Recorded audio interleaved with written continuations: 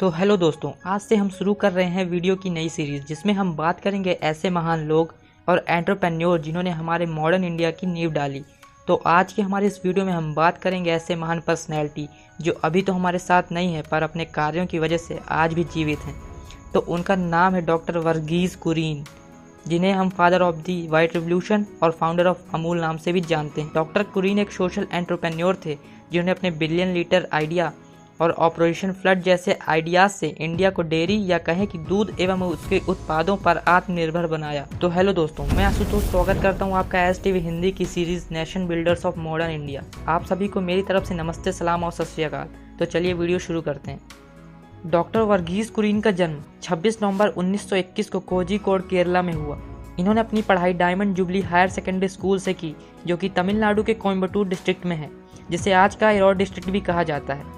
1940 में इन्होंने 14 की उम्र में लोयला कॉलेज से फिजिक्स में ग्रेजुएट किया और उसके बाद इन्होंने 1943 में गुंडी कॉलेज ऑफ इंजीनियरिंग से मैकेनिकल इंजीनियरिंग में बैचलर डिग्री ली। जब डॉक्टर कुरियन 22 साल के थे तो उनके पिता की मृत्यु हो जाने के कारण उनके अंकल अपनी फैमिली के साथ उनके घर आ गए। वो चाहते थे कि डॉक्टर कुरियन आर्मी ज्वाइन करें, पर डॉक्टर कुरियन की माताजी ने उन्हें Tata steel technical institute join करने को कहा, जहां से उन्होंने 1946 में ग्रेजुएट किया। पर डॉक्टर कुरियन को कुछ और पसंद था। डॉक्टर कुरियन ने डेयरी इंजीनियरिंग पढ़ने के लिए गवर्नमेंट द्वारा प्रोवाइड स्कॉलरशिप से बाहर अब्रॉड जाने की इच्छा जताई। उन्होंने अपने अंकल जॉन मठाई, जो कि उस समय के फाइनेंस मिनिस्टर थे, उनसे अपनी इच्छा बताई तो उन्होंने मना कर दिया और उन्हें national dairy research institute Bengaluru भेज दिया। वहां 9 महीने काम करने के बाद डॉक्टर कुरियन अमेरिका चले गए। वहां मिशिगन स्टेट यूनिवर्सिटी से उन्होंने सन 1948 में मैकेनिकल इंजीनियरिंग में मास्टर्स डिग्री ली। वो गए तो थे डेयरी की स्कॉलरशिप पर उन्होंने मैकेनिकल इंजीनियरिंग में मास्टर्स कर लिया। उन्होंने स्कॉलरशिप डेयरी की अप्लाई की थी तो सन 1949 में डॉक्टर कुरियन को गवर्नमेंट ऑफ इंडिया ने आनंद डिस्ट्रिक्ट भेजा as a officer in dairy division. वहाँ उनकी मुलाकात त्रिभुवन दास पटेल से हुई। वहाँ उनके साथ मिल करके उन्होंने वॉलंटियर्स की मदद से कायरा डिस्ट्रिक्ट, आज का खेड़ा, में एक कोऑपरेटिव डेयरी की शुरुआत की, जो कि दूध को ग्रामीणों से खरीदती थी। डॉक्टर कुरियन ने गवर्नमेंट की नौकरी बीच में छोड़ दी और इन्होंने डेयरी कोऑपरेटिव इस्टेब्लिश किया 1950 में, जिसका नाम था Kaira district cooperative milk producers union limited, KDCMPUL, जिसको हम अमूल नाम से जानते हैं। इसलिए डॉक्टर कुरियन को फाउंडर ऑफ अमूल कहा जाता है। उस समय फार्मर्स के मिल्क को खरीदने वाली कोई एजेंसी नहीं थी, जिससे कि फार्मर्स का मिल्क किसी के काम नहीं आता था। तो अमूल डेयरी ने फार्मर्स से दूध खरीद के उसको मिल्क पाउडर में बनाना शुरू किया। डॉक्टर कुरियन का मेन फोकस था छोटे और मध्यम श्रेणी के किसानों का स्तर बढ़ाना। डॉक्टर कुरियन ने अपने अमेरिका के बैचमेट डॉक्टर HM दलाया को इंडिया बुलाया, जो कि एक डेयरी के इंजीनियर थे, जिन्होंने आनंद में डॉक्टर कुरियन के साथ काम करते हुए भैंस के दूध से कंडेंस्ड मिल्क और स्किम मिल्क पाउडर बनाने की प्रोसेस खोजी। उस समय इंडिया में भैंस का दूध पर्याप्त मात्रा में था और गाय के दूध की सप्लाई कम थी। इस कारण से अमूल कंपनी नेस्ले से सक्सेसफुली कम्पीट कर रही थी। धीरे धीरे अमूल कंपनी बढ़ने लगी। अमूल कंपनी ने फार्मर्स को अपने साथ जोड़ने का सिलसिला जारी रखा और एक चेन बनती गई। अमूल कंपनी ने बॉम्बे के बड़े मार्केट को टारगेट करते हुए किफ़ायती दामों में कंज्यूमर को अच्छे प्रोडक्ट्स मुहैया कराना शुरू किया। 1956 में डॉक्टर कुरियन ने स्विट्जरलैंड में नेस्ले के प्लांट का विजिट किया। वहां उन्होंने कंडेंस्ड मिल्क के बनने की प्रक्रिया जानी और भारत आने के बाद उन्होंने इस पर पूरी क्षमता से काम किया। गवर्नमेंट ने भी डॉक्टर कुरियन को सपोर्ट किया और 2 साल बाद यानी कि 1958 में सरकार ने कंडेंस्ड मिल्क के इंपोर्ट पर बैन लगा दिया। उस समय के तत्कालीन prime minister doctor Jawaharlal Nehru doctor Kurien पर विश्वास करते थे। डॉक्टर कुरियन के कहने पर नेहरू जी ने बटर के इंपोर्ट को कम किया और डॉक्टर कुरियन ने भरोसा दिया कि वो बटर की शॉर्टेज को पूरा करेंगे।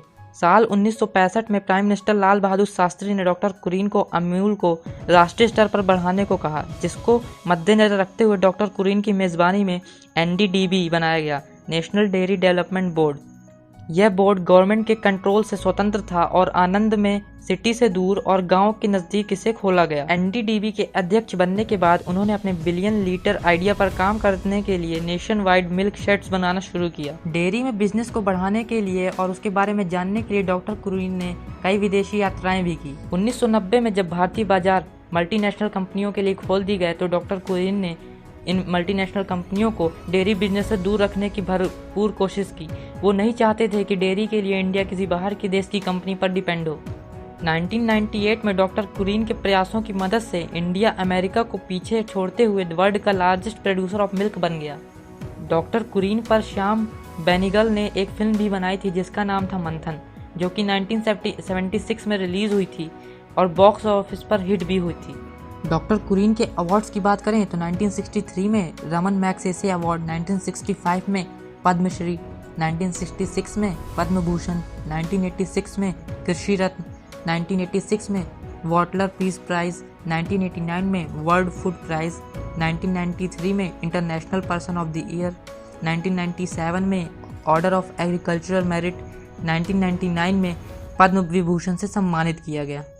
वो अमूल के फाउंडर तो थे पर साथ ही में 30 अन्य इंस्टीट्यूशंस के भी फाउंडर थे, जैसे कि institution of rural management Anand, IRM में GCMMF, Gujarat cooperative milk marketing federation limited, KDCMPUL, Kaira district cooperative milk producer union limited, NDDB आदि की उन्होंने स्थापना की थी। आज की तारीख में अमूल इंडिया को छोड़ के 20 अन्य देशों में भी दूध एवं डेयरी प्रोडक्ट्स को एक्सपोर्ट करती है, जैसे कि US, West Asian countries, Philippines, Thailand, Hong Kong, Malaysia, Australia, New Zealand, Sri Lanka, Japan आदि। अमूल का 2019 से 2020 में एक साल का टर्नओवर 38,542 करोड़ का रहा।